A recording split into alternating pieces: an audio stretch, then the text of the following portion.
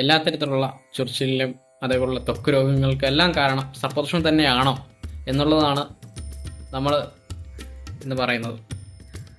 ശരിക്കും പറഞ്ഞാൽ അല്ല.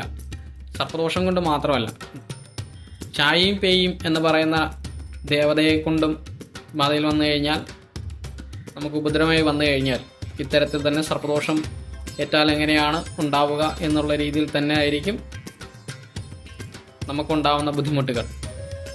ത്വക്കിലുണ്ടാവുന്ന ചൊറിച്ചിൽ അസഹനീയമായിട്ടുള്ള ചൊറിച്ചിലായിരിക്കും.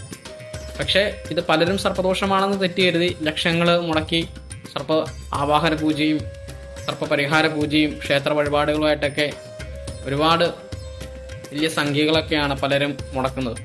അത് ഈ കഴിഞ്ഞ ദിവസം ഇടയ്ക്ക് ഒരു പ്രശ്നം എടുക്കാൻ വന്ന ഒരു പാർട്ടി അവർ ലക്ഷങ്ങളാണ് മുടക്കിയത്. ഇപ്പോഴും അവർ തിരുവനന്തപുരം മെഡിക്കൽ കോളേജിൽ ചികിത്സയിലാണ്. അപ്പോൾ എനിക്ക് ഇത് മറ്റുള്ള ആളുകളോട് പറയണമെന്ന് തോന്നി, അതുകൊണ്ടാണ് ഇങ്ങനെ ഒരു വീഡിയോ ചെയ്യുന്നത്. ചായയും പേയും എന്ന് പറയുന്ന ദേവതാ സങ്കല്പം പണ്ട് കാലത്ത് വയലുകളുടെ സൈഡിലായിട്ട്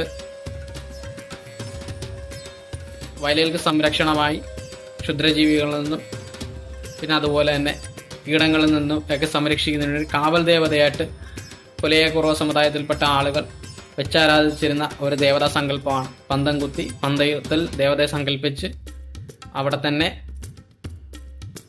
പറപൊടിയും കള്ളും ഒക്കെ കൊടുത്ത് പൂജിച്ചിരുന്ന ഒരു ദേവതാ സങ്കല്പമാണ് ഈ ചായയും പേയും എന്ന് മനസ്സിലാക്കുക.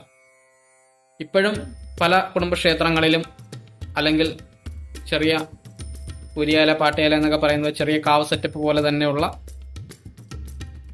മഠപതി സ്ഥാനങ്ങളിലെല്ലാം തന്നെ ഈ ചായയും പേയും നമുക്കിപ്പോഴും കാണാൻ സാധിക്കും. അപ്പം അതുകൊണ്ട് മനസ്സിലാക്കുക, എല്ലാ തരത്തിലുള്ള ത്വക്ക് രോഗങ്ങൾക്കും കാരണം സർപ്പദോഷം മാത്രമല്ലെന്നറിയുക.